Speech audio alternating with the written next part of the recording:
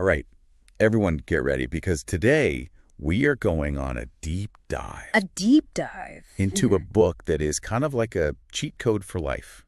Oh. The entire Book of Proverbs. The whole thing. You might be thinking, whoa, a whole book. That's a lot to cover in one sitting. Yeah, it's a lot of wisdom. Right. It is. But that's part of what makes Proverbs so great, you know? It's like a curated Instagram feed of ancient wisdom, you know? Little bite-sized pieces. Short, powerful, and shockingly relevant even thousands of years later. Timeless advice on everything from relationships and finances to work ethic. To just about anything life throws at you. Yeah, what's fascinating about Proverbs is that it's not just like a rule book, you know, some dusty old rule book. Right. It's a collection of poetic wisdom literature from ancient Israel, offering guidance for living a skillful and moral life. So it's less about like thou shalt nots and more about practical tips for just being a human. Yes, exactly. I like that. But before we get into the nitty-gritty, I've always been kind of tripped up by that whole fear of the Lord thing. Right. It always sounded kind of intense for a self-help book. Yeah, I hear you. That phrase can definitely raise some eyebrows. Yeah. But fear of the Lord, as it's used in Proverbs, isn't about being terrified. Right. It's not like cowering in the corner. Okay. Think of it more like that feeling you get when you realize your actions have real consequences, not just for you, but for others. Okay. It's about understanding that there's a bigger picture, a moral compass beyond just our own little perspective. Okay, so less about fire and brimstone. Right. And more about understanding like the ripple effect of our choices. Exactly. That makes a lot more sense. Yeah, it's about aligning ourselves with a greater purpose. Yeah. And Proverbs tells us that alignment is the foundation of wisdom. Like Proverbs 9.2 says, the fear of the Lord is the beginning of wisdom, and knowledge of the Holy One is understanding. It's almost like that aha moment when you realize there's something bigger at play. Right. And you want to make choices that honor that. Exactly. That's a great way to put it. Cool. And speaking of choices, Proverbs has some pretty strong words about temptation. Particularly in the form of the strange woman or the adulteress. Yeah, those chapters can feel a bit intense. Yeah. Especially the parts about, like, her seductive language. It's like, okay, we get it, flattery's dangerous. Right. It's almost comical how over the top those descriptions are. Right.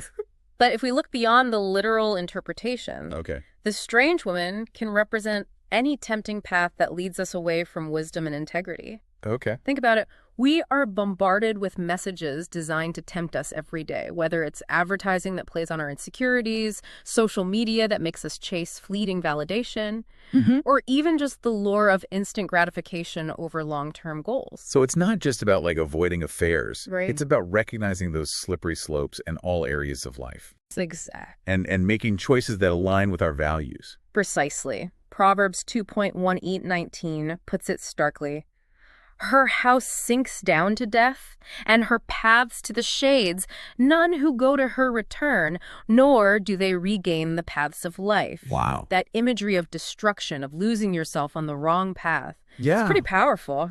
It definitely makes you stop and think about the long-term consequences of those quick and easy choices. Absolutely. But Proverbs isn't all doom and gloom. Okay, good. It also offers this incredibly hopeful and empowering metaphor of wisdom personified. Oh, you mean like those passages where wisdom's out in the streets calling out to people? Exactly. It's like she's this vibrant, compelling figure actively seeking us out. Okay. Proverbs 8.1-4 paints this amazing picture.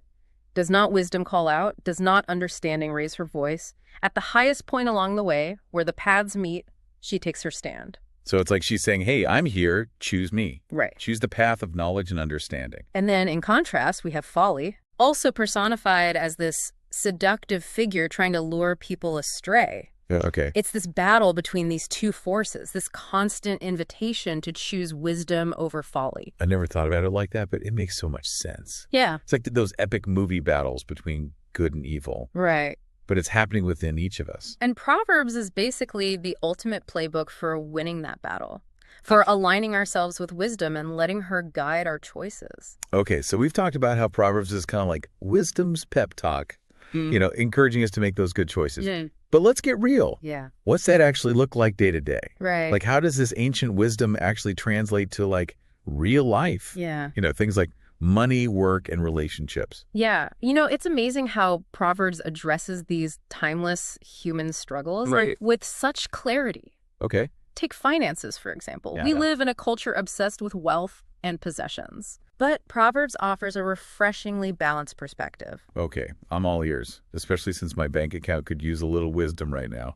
Well, Proverbs isn't about condemning wealth outright. Right. It's more about warning against the dangers of chasing money for the wrong reasons. Okay. Remember Proverbs 10.5, treasures gained by wickedness do not profit, but righteousness delivers from mortal danger. So it's not about how much you have. Right. It's about how you got it and what you do with it. Right on. Proverbs emphasizes that true security and fulfillment come from living a just and righteous life, not from just stacking up piles of cash through shady means. It's like that saying, money can't buy you happiness. Right. But maybe a better version would be money earned through ethical means can contribute to a life where happiness is possible. I like that. Right. It's about aligning your financial pursuits with your values. Okay. And Proverbs 11.4 really drives this point home. Okay. It says, riches do not profit in the day of wrath, but righteousness delivers from death. When things get tough. Yeah. It's your integrity and character that truly matter. So money won't save you from all of life's curveballs, but a solid foundation of character will. Right. Yeah. And then there's the whole issue of greed. Okay. Proverbs is full of warnings about the pitfalls of covetousness. Right. And chasing after quick riches. Yeah. Like Proverbs 28.22, which says, a stingy person hastens after riches and does not know that poverty will come upon him. It's so easy to get caught up in the more mentality. Yeah. But Proverbs reminds us that true wealth is about being a good steward of what you have. Exactly. Not constantly chasing after that next big thing. Absolutely. It's about building a sustainable life, not chasing fleeting wealth. Right. Okay. And speaking of sustainability, Proverbs has some insightful things to say about work ethic, too. Wait, so Proverbs is pro-hustle culture? Not quite. Okay, good, because I was feeling a little burnt out. It's more nuanced than that. I was like, huh? Proverbs emphasizes the importance of diligence and perseverance. But it's not about grinding yourself to dust. Right. Think of Proverbs 10.4. Okay. A slack hand causes poverty, but the hand of the diligent makes rich. So it's less about working yourself to the bone, right, and more about finding that sweet spot between like effort and well-being. Exactly. Okay. It's about being proactive, putting in the effort, and honing your skills. Yeah. But also recognizing the importance of rest and balance. Okay. And remember, Proverbs 22.29 says, do you see a man skilled in his work? He will stand before kings. He will not stand before obscure men. Ooh, I like that one. So hard work and talent will get you noticed by the right people. Exactly. It's about realizing that your efforts can open doors you never imagined. Now, let's shift gears a bit and talk about relationships. Okay. Proverbs is like a masterclass in navigating the complexities of human interaction. Oh, yeah. This is where those memorable characters come back into play. Yes. Right. The wise, the foolish, the scoffer. It's like Proverbs is giving us a cheat sheet for dealing with all the different personalities that we encounter in life. You got it. And it starts with understanding the power of our words. Right. Remember Proverbs 15.1? A soft answer turns away wrath, but a harsh word stirs up anger. That's a good one to tattoo on my forehead. Yeah. Especially in those heated moments when I'm tempted to let loose. Right. It's a good reminder that choosing gentleness, even when it's hard, can de-escalate conflict. Absolutely. It's about being mindful of the impact our words have on others. Okay. And speaking of impact, Proverbs also highlights how the company we keep shapes who we become. Proverbs 13.20 says, whoever walks with the wise becomes wise, but the companion of fools will suffer harm. Ugh, tell me about it. We've all got those friends who drag us down or make us question our choices. Right. Proverbs is basically saying, choose your squad wisely. Right. Surround yourself with people who lift you up, challenge you to grow, and inspire you to be your best self. Okay, now I got to ask, what about romantic relationships? Ooh. Does Proverbs have any wisdom for the lovebirds out there? You bet. Proverbs 18.22 beautifully describes the blessing of a healthy relationship. Okay. He who finds a wife finds a good thing and obtains favor from the Lord. Ah, that's sweet. And it applies to any loving partnership, right? Not just marriage. Absolutely. It's about finding that special someone who brings joy, support, and companionship to your life. Okay, but let's be real. Yeah. Not all relationships are sunshine and roses. Proverbs acknowledges that things can get messy, right? Well, for sure. Proverbs 27.1516 paints this vivid picture. Okay. A continual dripping on a rainy day and a contentious woman are alike.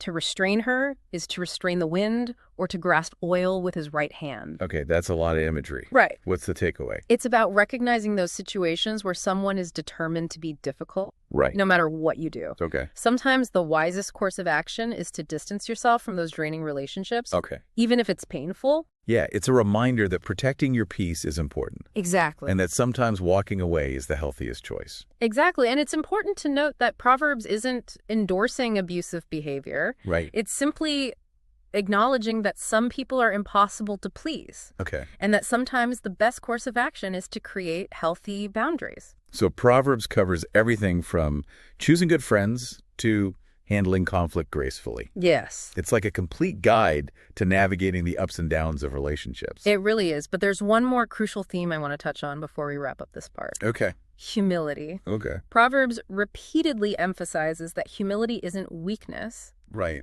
but a sign of true strength and wisdom. It's like that saying, humility is not thinking less of yourself, but thinking of yourself less. Perfectly put. Right. Remember Proverbs 16.18. Pride goes before destruction and a haughty spirit before a fall. Classic. It's a classic warning against arrogance and self-importance. And Proverbs 29.23 adds that a man's pride will bring him low, but the humble in spirit will retain honor. It's all about having a realistic view of yourself, your strengths and your weaknesses. Mm-hmm. It's about being open to learning from others Mm-hmm. and being willing to admit when you're wrong. It's about letting go of the need to be right all the time. Yes. And embracing the beauty of lifelong learning. Exactly. And according to Proverbs, embracing humility ultimately leads to true fulfillment and honor. It's amazing how these short, pithy sayings from thousands of years ago still resonate so deeply today. It is, isn't it? But we've only scratched the surface. Oh. In part 3, we're diving into some of those head-scratching, thought-provoking Proverbs that challenge us to view life from a fresh perspective. Okay, so we've covered a ton of ground in Proverbs already. You know, practical advice on money and relationships to the importance of humility and choosing wisdom over folly. Yeah. But I have a feeling we've saved the best for last, right? Those cryptic, thought-provoking Proverbs that make you go, wait, what?